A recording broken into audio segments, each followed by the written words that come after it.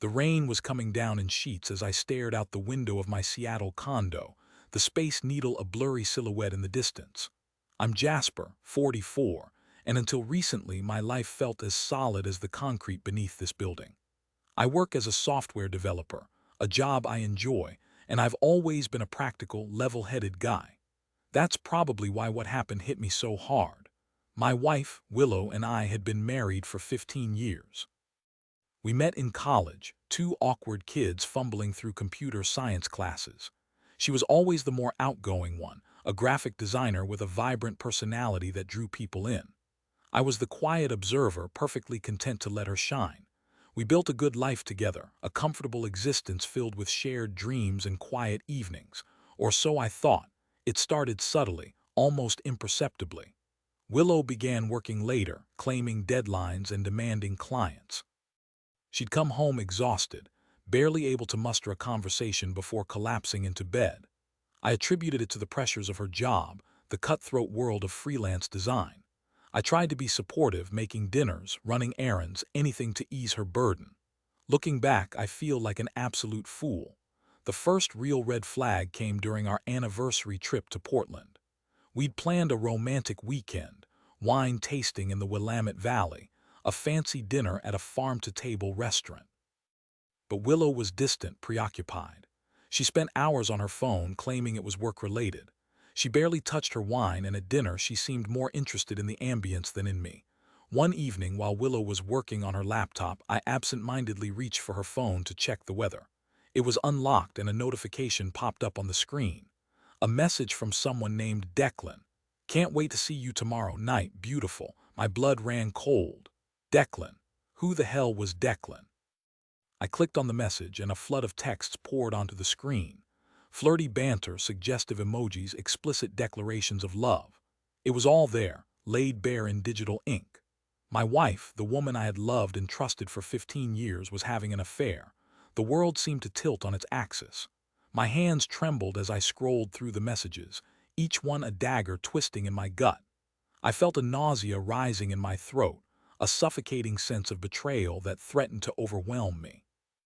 I didn't confront her immediately. I needed time to process, to make sense of the chaos swirling inside my head. I closed the phone, placed it back on the table, and excused myself, claiming a headache. I spent the rest of the night tossing and turning, replaying the messages in my mind, trying to reconcile the woman I thought I knew with the stranger I had just discovered. The next morning, I couldn't keep it in any longer. We were having breakfast at a small cafe in downtown Portland when I finally confronted her. "Who is Declan?" I asked, my voice barely a whisper. Willow froze, her eyes widening in panic. "Declan? I don't know any Declan," she stammered, her face flushing. "Don't lie to me, Willow," I said, my voice hardening. "I saw the messages on your phone, the ones where you tell him how much you love him." She paled, her carefully constructed facade crumbling. "Jasper," she began, but I cut her off. "How long?" I demanded. "How long has this been going on?" She hesitated, her eyes darting around the cafe as if searching for an escape route. "A few months," she finally admitted, her voice barely audible. "A few months," I repeated, my voice rising. "A few months, and you expected me to just what? Not find out, pretend it wasn't happening?" Tears streamed down her face. "Jasper, I'm so sorry," she sobbed. "It just happened. I didn't mean for it to go this far. It just happened," I scoffed. "You didn't mean for it to go this far. You were sending him love letters, Willow. You were planning secret rendezvous. How much further did you think it could go?" She had no answer, only more tears. I stood up, my chair scraping against the floor, the sound echoing in the suddenly silent cafe. "I'm done," I said, my voice cold and hard. "I'm done with this. I'm done with you." I walked out of the cafe, leaving her sobbing at the table. I didn't look back. I drove back to Seattle alone, the rain a constant companion, mirroring the storm raging inside me. The next few weeks were a blur of lawyers, paperwork, and the agonizing process of dividing our lives. Our beautiful condo felt like a prison, filled with memories that were now tainted with betrayal. I couldn't bear to be there, surrounded by the ghosts of our past. One evening, while packing up my belongings, I stumbled upon a box of old photographs. Pictures of Willow and me, young and happy, full of hope and promise. I picked one up, a photo of us on our wedding day, beaming at each other, our eyes shining with love. A wave of grief washed over me, so intense it nearly knocked me to my knees. How could she do this? How could she throw away everything we had built together for a fleeting affair? The pain was unbearable, a constant ache in my chest. I threw myself into my work, using it as a distraction, a way to numb the pain. I worked late nights, coding until my eyes burned, pushing myself to the point of exhaustion. It was the only way I could keep the thoughts at bay, the memories from flooding my mind. One day, a package arrived at my door. It was a letter from an unfamiliar address in Bellevue. Curious, I opened it.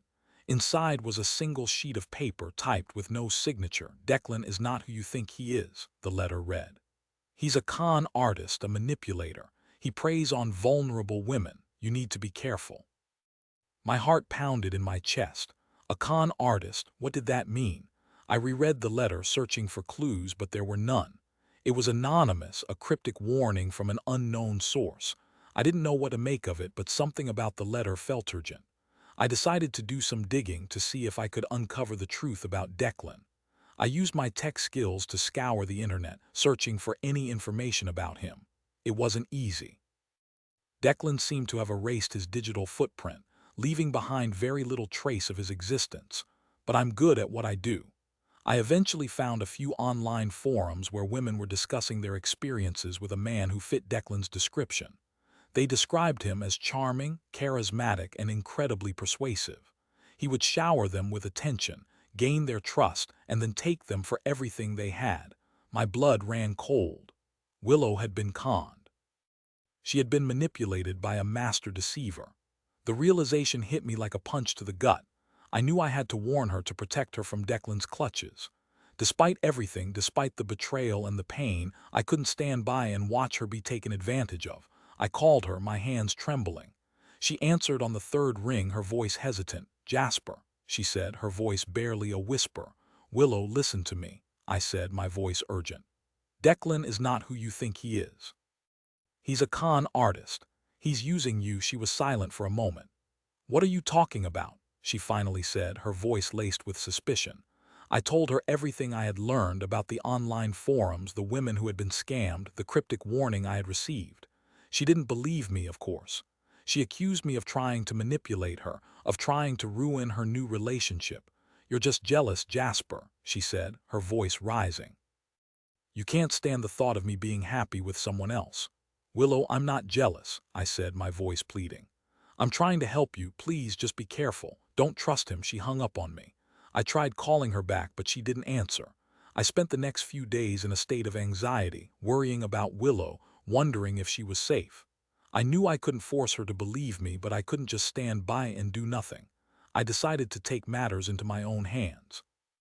I used my computer skills to track Declan's movements, to see where he was going, who he was meeting.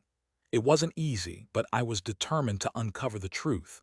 What I discovered was even more shocking than I could have imagined. Declan wasn't just a con artist.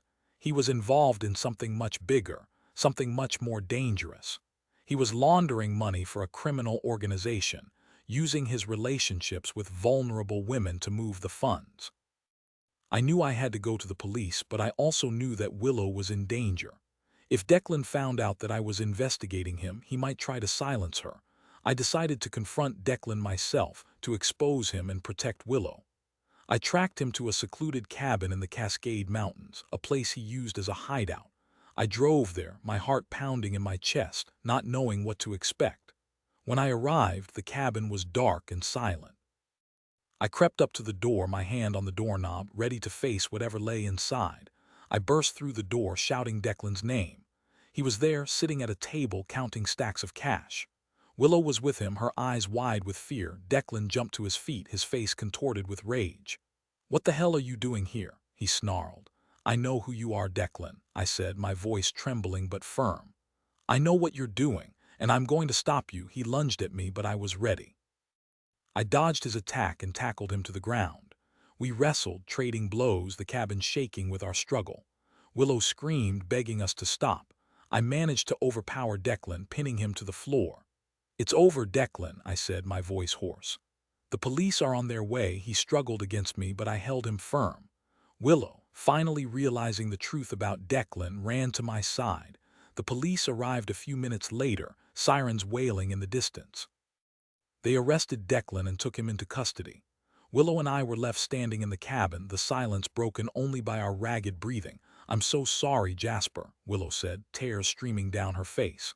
I didn't know. I was so blind. I looked at her, my heart aching. Despite everything, I couldn't completely shut off my feelings for her. "It's okay, Willow," I said, my voice soft. "You were manipulated. You were a victim too. The aftermath was messy, complicated." Willow cooperated with the police, providing them with valuable information about Declan's criminal activities.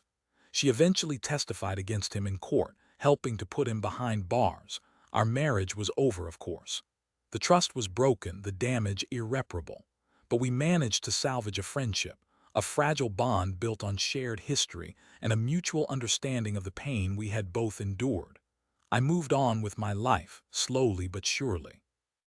I focused on my work, my friends, and my hobbies. I started dating again, cautiously, learning to trust again, to open myself up to the possibility of love. Willow eventually found happiness too. She moved to California, started her own design firm, and found a loving partner who appreciated her for who she was. We still talk occasionally, checking in on each other, sharing stories about our lives. There's no bitterness, no resentment, only a quiet acceptance of what happened and a shared hope for the future. Looking back, I realized that what happened with Willow and Declan was a turning point in my life. It forced me to confront my own vulnerabilities, to learn from my mistakes, and to grow as a person. It taught me that betrayal can be a devastating experience, but it doesn't have to define you. You can survive it, you can learn from it, and you can emerge stronger on the other side.